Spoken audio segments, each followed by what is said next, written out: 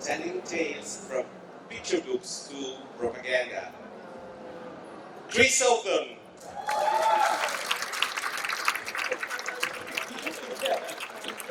Thanks so much.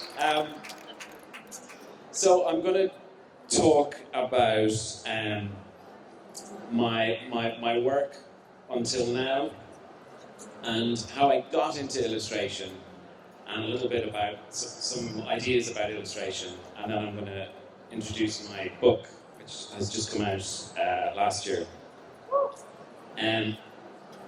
So I actually I got published.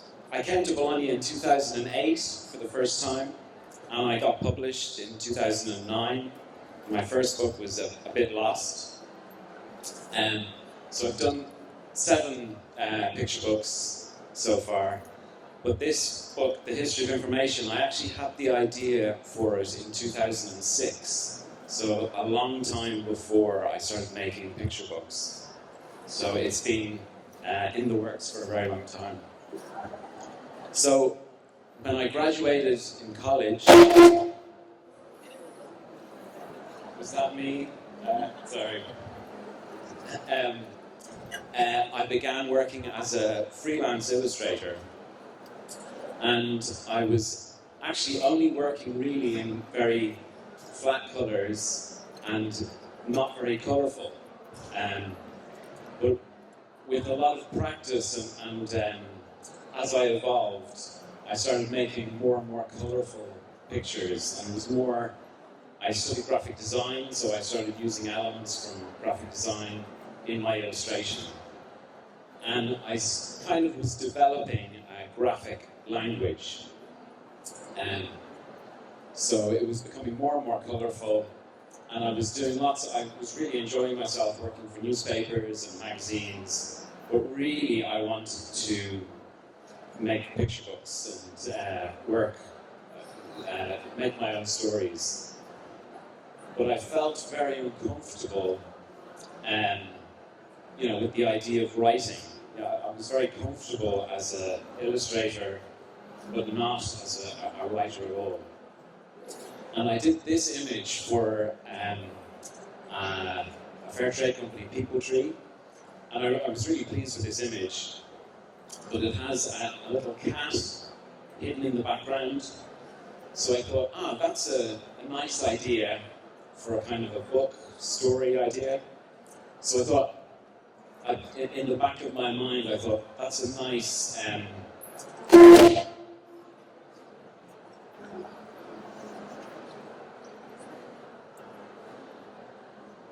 Is this one better? Yeah, okay. Sorry about that, everyone. So this was for a kind of a greetings card. So I had this idea, I would make a book with things hidden in the background. And that evolved into, I presented it to my to publishers, and they had very good advice saying, make the characters more friendly. And so it evolved into this, and then finally evolved into my first picture book. And one of the things I think it felt like a breakthrough with me was I didn't really need to write so much text. This is the very first scene in the book, and I was trying to write, different sentences to go with this scene, and nothing felt right. And in the end, I just left it completely blank. And when you turn the page, it just says, uh-oh. And to me, that was enough. It's the pictures that are telling the story. And I didn't realize it at the time, but really, I think that's the power of picture books, and that very young children can respond to pictures in the story. So if it's told through pictures, you can communicate to the very, very young. And also, you can communicate internationally as well. So the first words are just uh-oh, and then bump, bump, bump. And that's, internationally, you can understand what's happened. You know, in Spanish it's oi, oi, bump, bump, bump. So, and I have, I taught,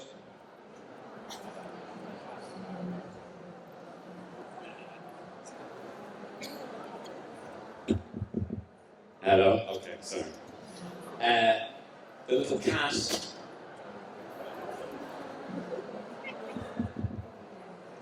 George, yeah. So you can see the mummy owl. Can you see the mummy owl over here? So actually, I made it a bit too hidden because a lot of people read it again and again, and they're like, "I've never seen the mummy owl." But that was kind of the initial starting point for this book. So that was the first book, and then a little bit like musicians, you have a sort of difficult second album. It's actually cool because I'd spent years coming up with the story for The Little Owl, and then my publisher said I've got 1 year to do the next book. So I thought, oh God, it was very difficult. But I thought there's something about accidents. I could do a book about accidents, and that was my kind of starting idea for this book. So I just thought some sort of thing, accidents happening on every page would make a kind of a good book. But actually, as it turned out,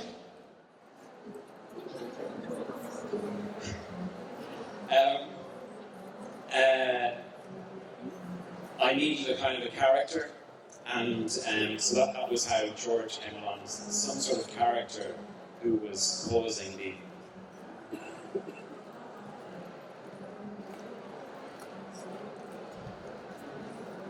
hello? Oh yeah. So I also like to sort of consider the sort of physicality of the book. The theatre of the book is really the sort of the page turn.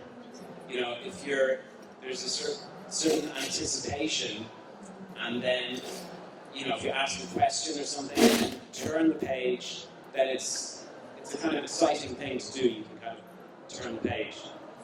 And so I was using that sort of technique with all my other books, but it's more obvious in this. Hello? Okay. It's like a comedy act alongside a comedy act.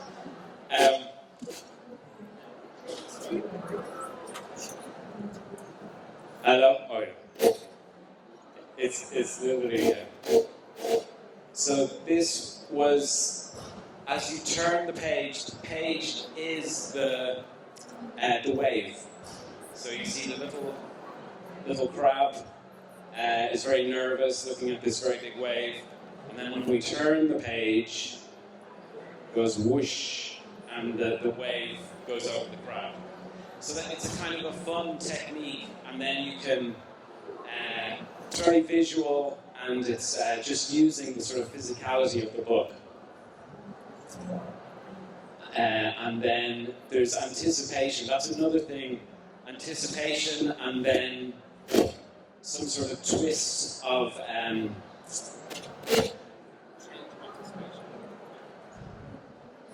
so we have this very large wave, and the crabs have been hit by many waves, and then this time when we turn the page, they go under the wave, and so it's a change, and we disappear under the waves this time, and down, down, down they go. And then there's a wonderful, colourful world underneath. So I spoke at the beginning about using colours to tell the story. And that's another sort of visual technique, kind of used from a sort of graphic design background, to just use colours to tell the story. So we immediately see that this is a sort of warm, inviting place for the little crab. Likewise, this is another book called Shh, We Have a Plan, and I made the bird colourful, and everything else is blue and silhouetted. So we're following this bird all the book, and then at the very end of the book, they're trying to chase this bird with their nets. At the very end, there's a big splash of colour. So it kind of makes it underlines the story, using colour to tell the story. So I do lots of little workshops with children, and I recreated really how I make the characters myself. These are some of the bird parts, and then we print these out. So it's available on my website, actually, these worksheets. And then you can make your own bird. So cut them out and stick them down. And you can make all sorts of different little birds. So this is how I make the collages. Just ripping paper, and very, very, very simple. And then I sort of put it all together on the computer and add the colour. I do everything in black and white and add the colour later. So this is a very stiff. So I'll just read it. This is from one of my latest books. Okay, monkeys, I'm off.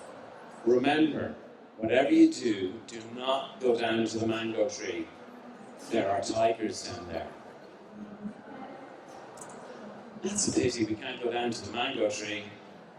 Yeah, I love mangoes. That is a pity.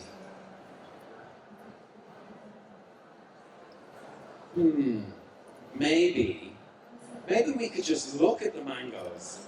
That'll be okay, right? Any tigers here? No. Any tigers there? No. No tigers anywhere. It's safe. So, there is actually a tiger here. It's the same pantomime technique I've been using kind of with all of us. Down, down, down to the trees below. Look.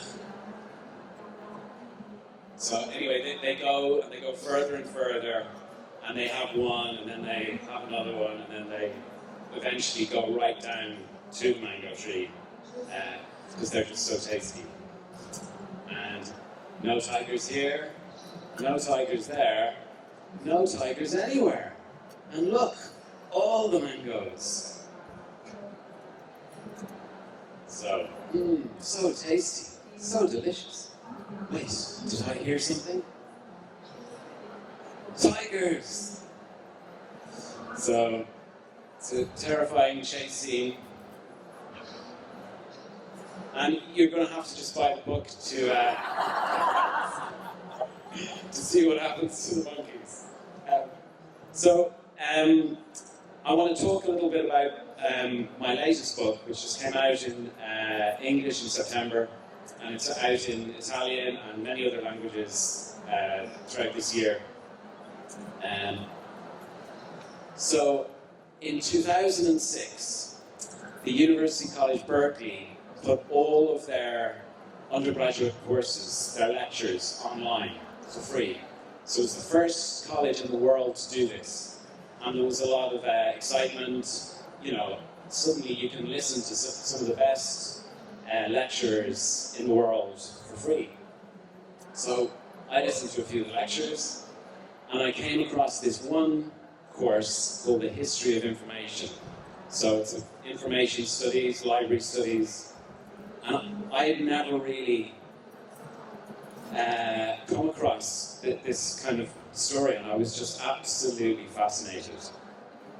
So Jeff and Paul are work in technology, information technology. They met at Xerox PARC in Silicon Valley, And their history was a history of information technology, of computers, internet, but taking this very wide view that language is an information technology, drawing is an information technology, writing, printing, the whole lot. And I was just absolutely fascinated by this. Because it also fed in so closely with my studies in graphic design. This is a brilliant, brilliant book, A History of Graphic Design by Philip Meggs. It's actually quite subversive because it talks about propaganda and mass media manipulation and all of these, sort of ideas, Noam Chomsky and sort of media theorists, I found so fascinating in college, and I really loved the sort of theory behind graphic design and visual communication. And I always thought I wanted to do something about sort of the story of media studies, but I couldn't kind of find a way of doing it. And this course did it. It just goes from prehistoric drawing all the way to AI.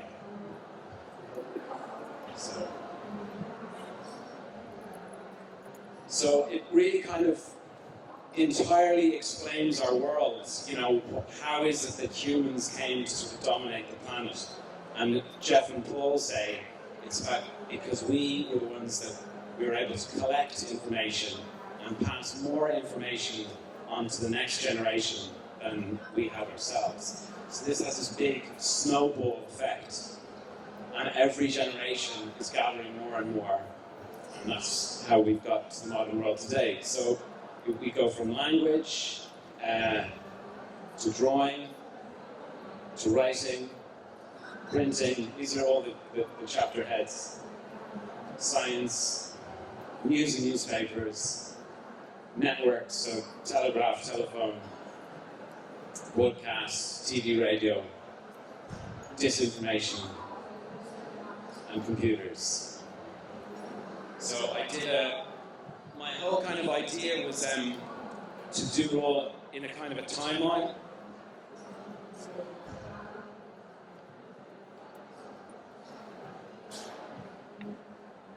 There's a kind of a timeline in the back, which goes from the earliest writing and, just follows the path to the present day. And then the modern day, the last 400 years, all of the information technology that's, TV and radio and the rest. So I originally wanted to do it all in a big timeline, the entire book. So I was doing out these sort of timeline. It got really, really complicated. So I kind of abandoned that idea. Then I was doing things, this is all the different writing cultures around the world, and the holy texts. That got too complicated as well. It was sort of very difficult to sort of just boil down on just vast amounts of information. I emailed Jeff and Paul in 2009, and they I actually wanted them to write it for me. And they were like, we're busy. Here's all the reading material, And so I was reading it, and I would email them, and we were communicating every 6 months or a year. And Paul helped edit it at the end. Jeff sadly passed away in 2020, but Paul edited the final version. So it's really, I'm so grateful to them.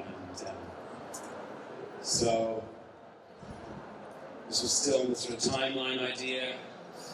Then I came up with a poster that came with it, and the other poster. And this is a museum in Madrid, and I thought, the way that this sort of wayfinding system through the book would be so good to have different chapters in different colours. So that was inspired by the Museo archaeology museum. And I wanted the information to be colour and the humans and the real world to be black and white. That's the kind of colour coding of this book. So just like a lot of these illustrations. And this was also a big inspiration. Some of my favourite graphic designers, choosing the colours. Oh yeah, so does anyone have epilepsy? I can skip, there's a little video, but it flashes. So I can, if anyone, I can skip this, but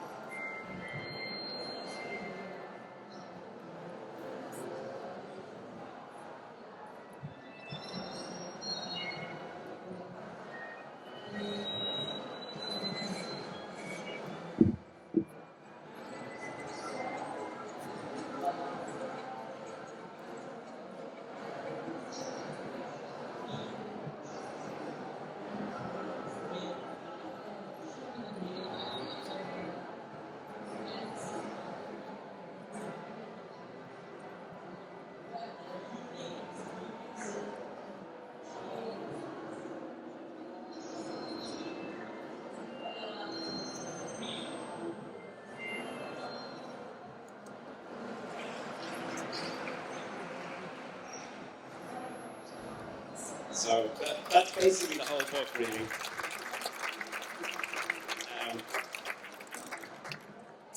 So it follows the idea of graphics. I mean, graphics, the word for drawing, really is used throughout the book and is, I think, the reason that we managed to sort of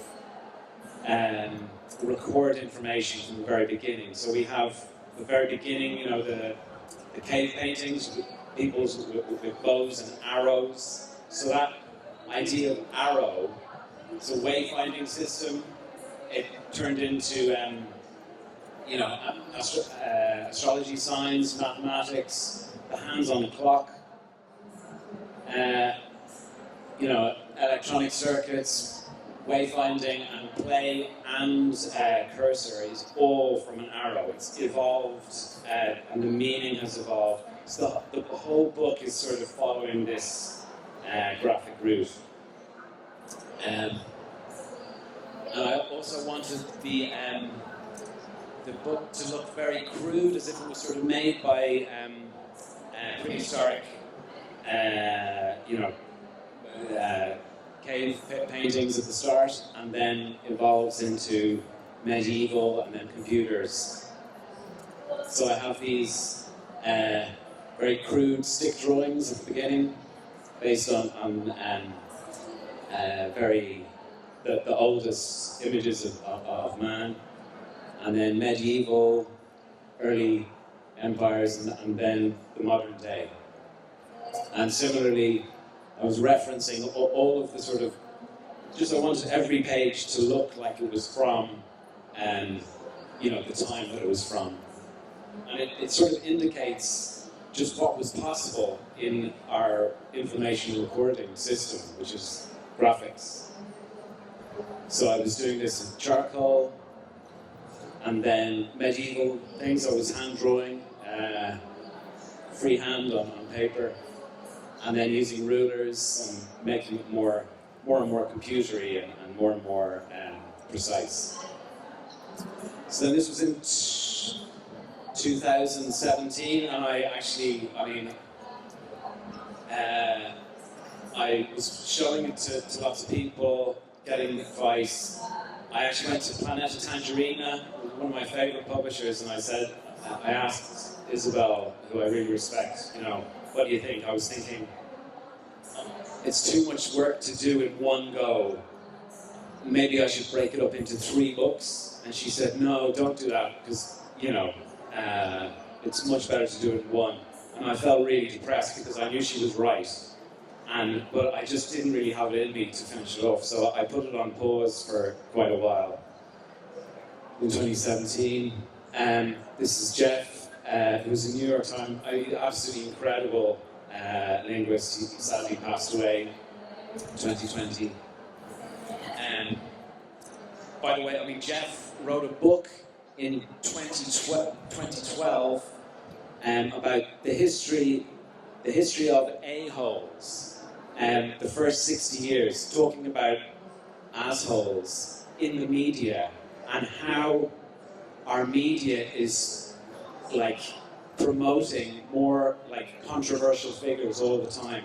Donald Trump was on the very first page of that book.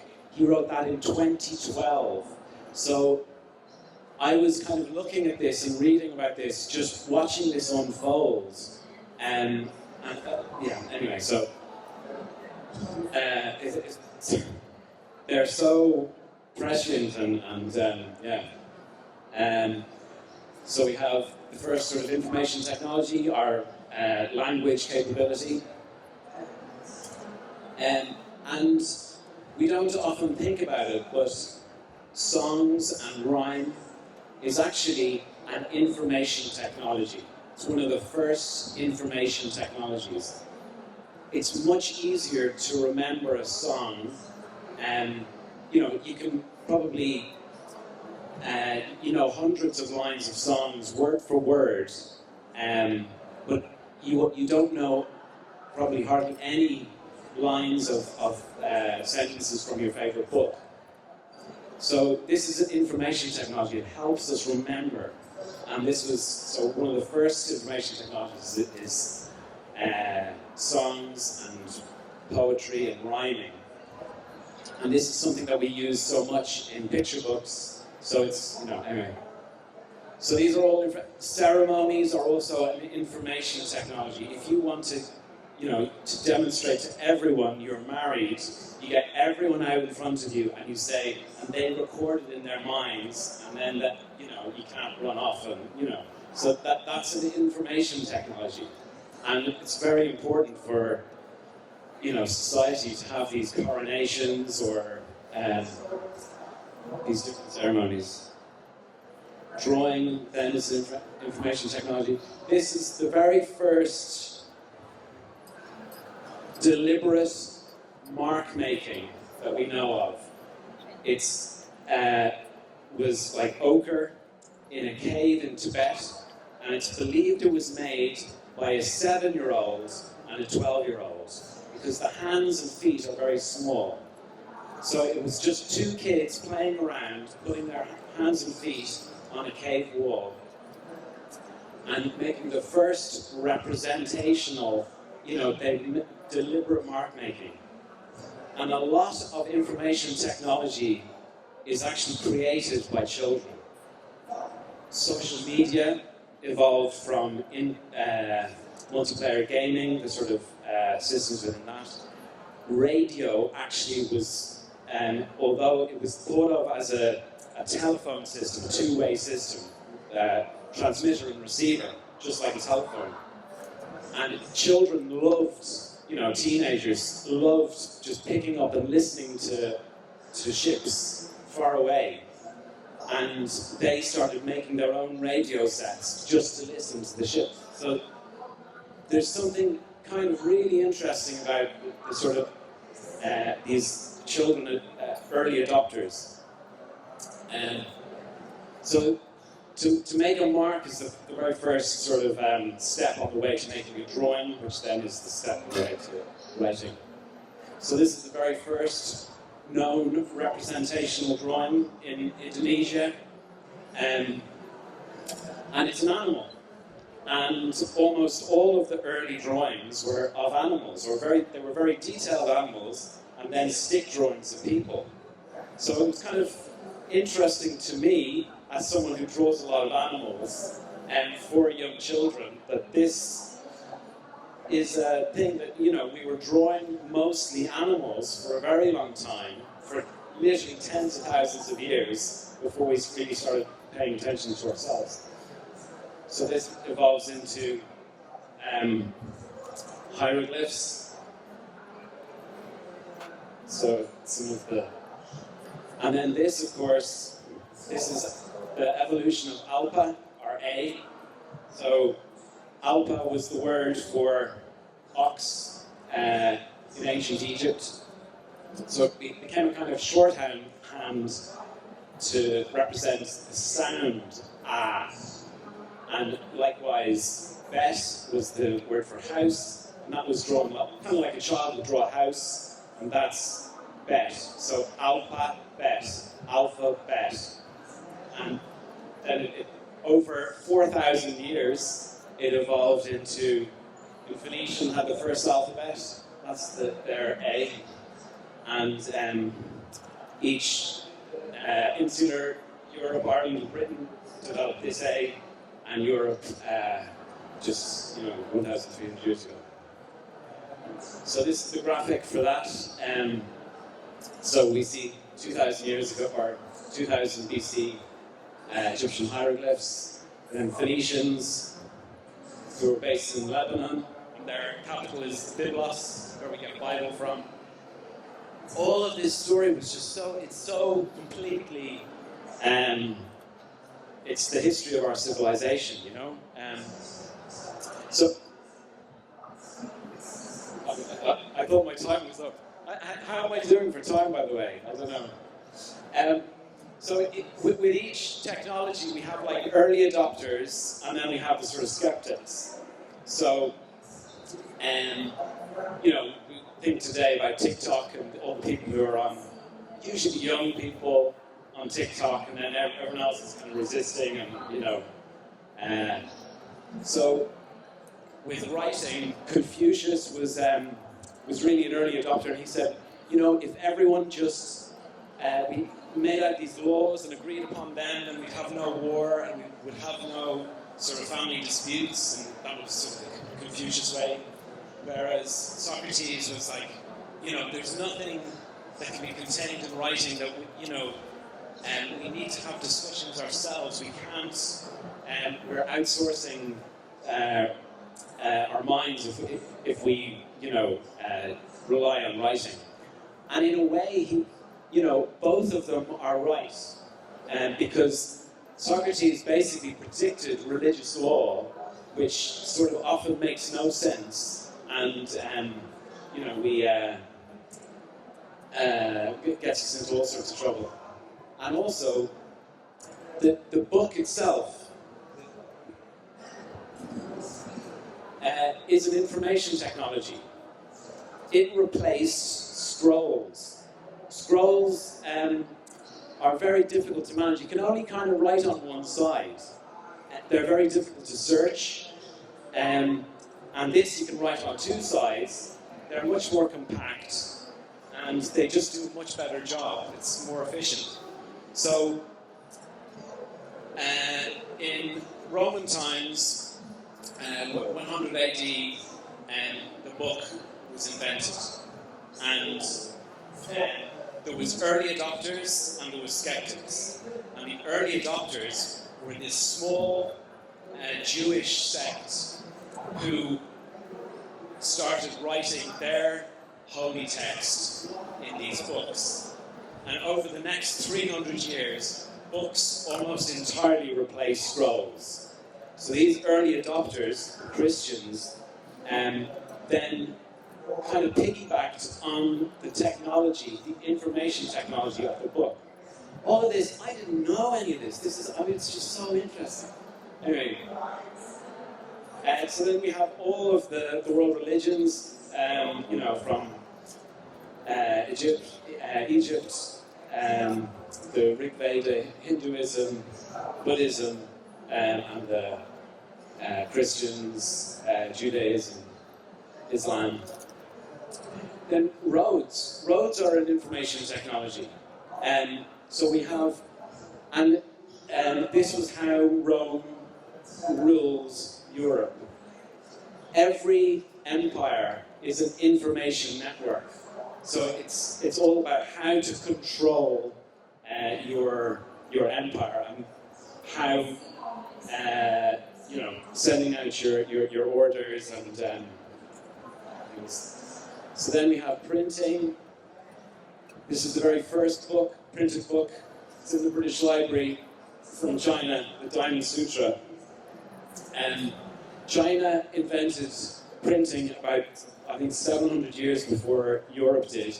They had newspapers in 960. They had printed money, playing cards. They actually invented playing cards, and that's believed to be like how Gutenberg got the idea. He was seeing these playing cards, one theory. But the problem with China is they have too many characters. This is 1,000 characters printed. This is the entire Latin script. They have about 8,000 characters in common use, so it's 8 times that. So they have this is their typesetting booth. It's just mind-boggling. And then we have uppercase and lowercase. Just two cases. So this is in Mainz, the Gutenberg Museum. So this is some sample Chinese characters. Here they are laid out. This is the booth. Good luck finding your doing typesetting if you're Chinese. It's almost impossible.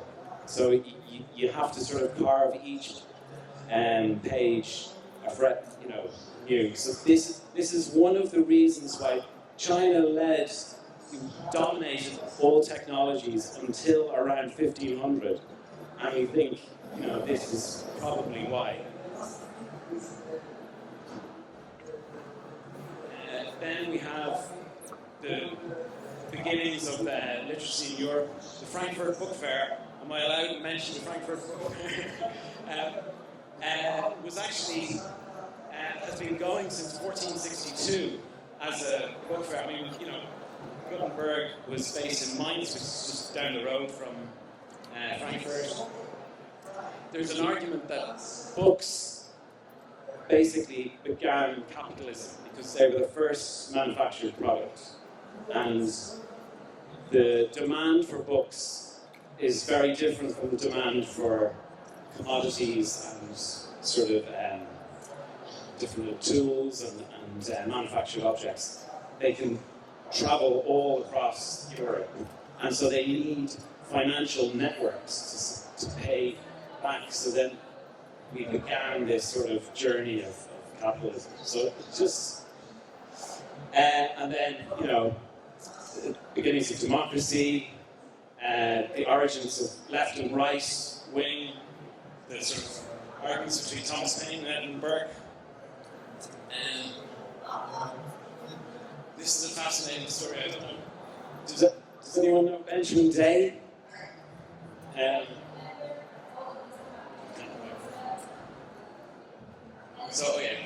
So this is Benjamin Day, and he had the idea to fund newspapers through advertising. So he was subsidizing. So he sold the newspapers for only 1 cent each, rather than 7 cents, which they used to be.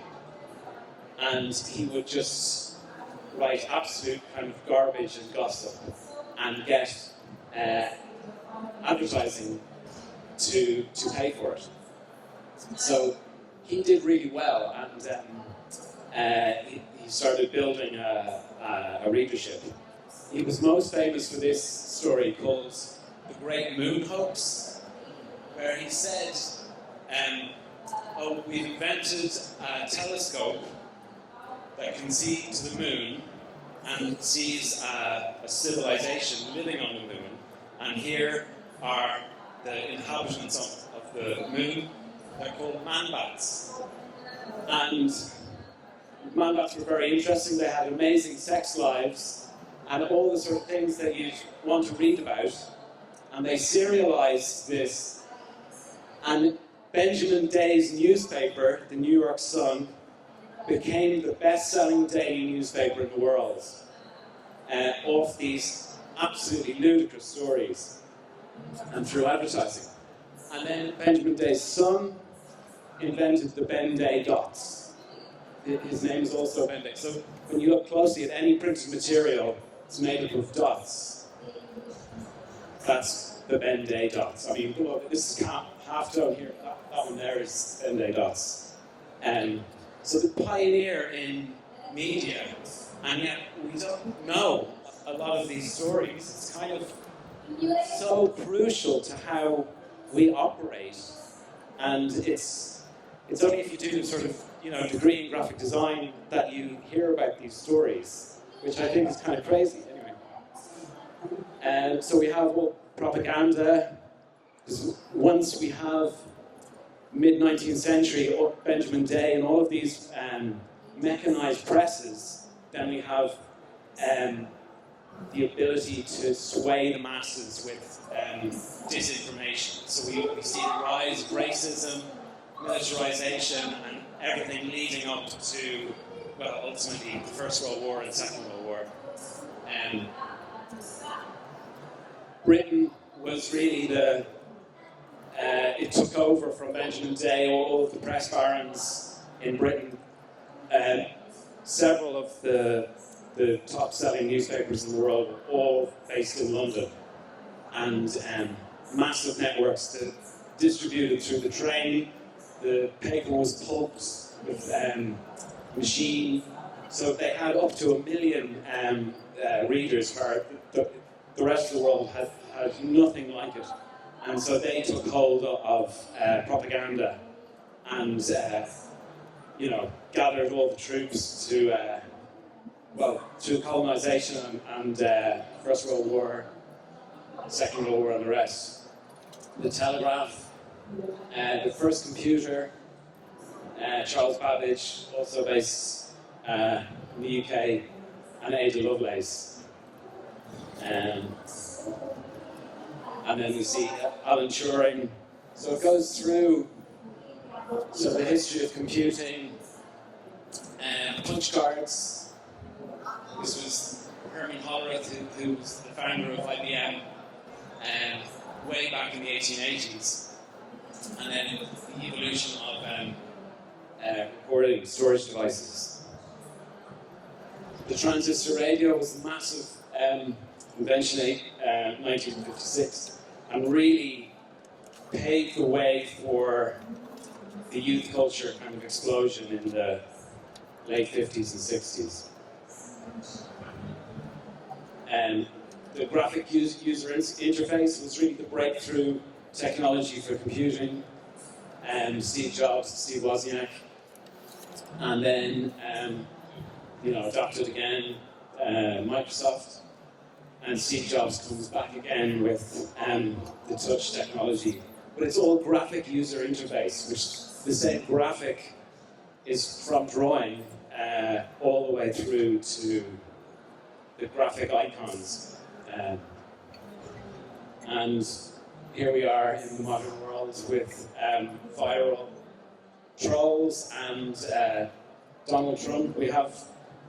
There's throughout the book, there's 5 different presidents I've highlighted that media have, some form of media have been the key to their success. So we had Abraham Lincoln, who was brilliant at writing, composing speeches that were then reprinted in the press, Gettysburg Address, all the rest of it. Roosevelt was the radio president. Then we had, Ronald Reagan was the likable president because he used to look in the camera, he would charm everyone, and was very comfortable. And I put Donald Trump as the unlikable president because all of these controversial figures are rising to the top because of virality. Edward Snowden and exposing the NSA and big data and all of the Cambridge Analytica, which we really should be more focused on, I think, and big tech, the rise of big tech, and power itself. Norbert Wiener is like an early pioneer in AI. He invented the term cybernetics, which is where we get the word cyber from. And cyber, he argued that information is control, and control is information. And this is how to define information. And then, 5 minutes left. So it's really fascinating, and Yeah, there you go. And then, yeah, kind of the resistance really, like all of the social change that goes on, from the ranchers, the tree huggers, Marx, suffragettes, all the way up to present day, are also operating through information and sort of more local information networks and, resisting the mass media. Then we go into AI. And curiously, AI was also the big breakthrough really in 2012 was when it started being trained on image. So again, we see image as the central thing. And it makes sense because we're visual animals. Most of our sensory data is coming through our eyes. And likewise, so AI had this really great breakthrough. And ChatGPT, the reason ChatGPT works is because it's based on an image processing neural network that then they fed into text. And then it all comes back to our minds because in the end, information has to be processed by our minds. And that's, so.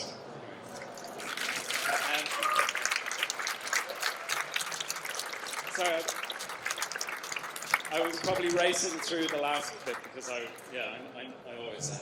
Is there any questions?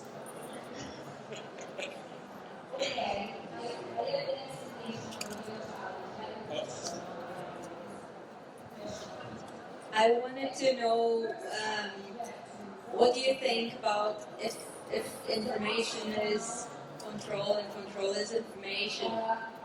Where is the information going now, and is it still information? What's the line between information and truth? Yeah, I mean, I don't know. I mean, I just think it's fascinating. Norbert Wiener was talking about, what's the difference between like data and information, and he said, well, if you have the simplest information processor is like a thermostat.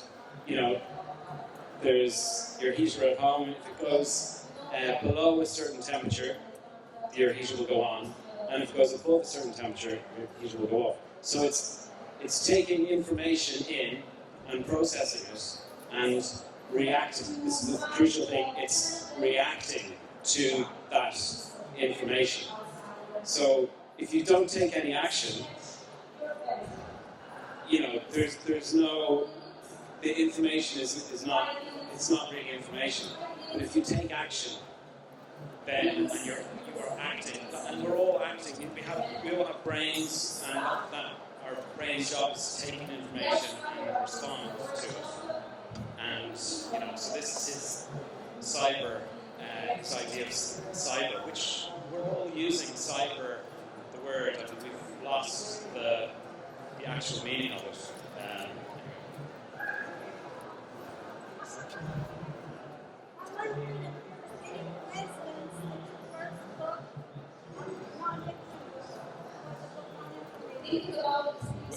Can you say that again? Sorry.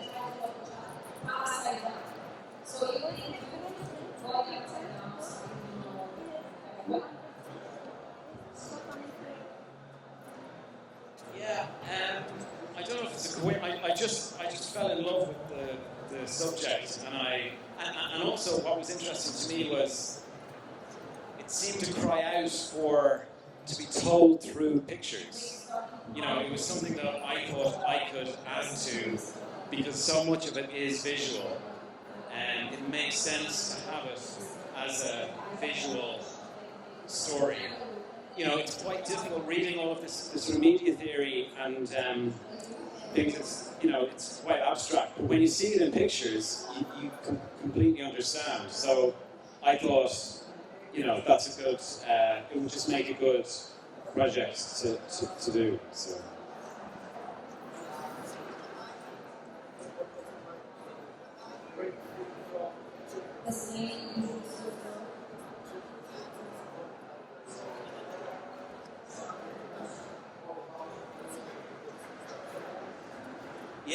what was it like to basically change from doing picture books and children's books into this?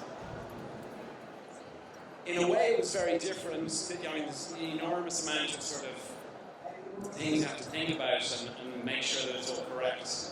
But in essence, you're kind of just, it's all about the narrative. You're sort of leading from one point to the next and doing it hopefully in an entertaining or you're leading the reader from one to the next. So it's, I surprised myself that it was more similar than I thought. Also, it's very interesting doing, with picture books, I've been doing, it doesn't get as much media attention and things like that, but now with this, I've been doing, did a interview with El País a little while ago, something out in Spanish now, and because it's so topical and there's more of a sort of a topical idea with this. It's then a completely different audience, and so that's been a very interesting learning curve, which I've had to figure out. Ed Veer. Has this journey made you feel more information is power and our sophistication with it? Has it made you feel more cynical about what we do sometimes? About what we do? Well, the power, the information, the way we deliver information and communicate it. A large part of this book is about how it's misused to control. Have you sort of come away from this very deep dive feeling more cynicism than you did? Oh, definitely. I think I've gone on a journey of cynicism over the last 17 years, and but I think it seems very depressing these days, but it's really just because of the information ecosystem that we're surrounded by. How we're all communicating, and how that's just because everything is about clickbait and engagement levels, and we've been turned into these sort of just angry, button-clicking creatures, and it's all manipulated by money. It's always money. Whoever has the largest information network is the richest person in the world, and that's all through every society, all through history. So we have Mark Zuckerberg and Elon Musk, and they all own information networks, and they're basically just spamming us with crap. and books are the sort of resistance against that, really. It's because obviously we were pioneering information technology 400 years ago, but now we are the resistance to that.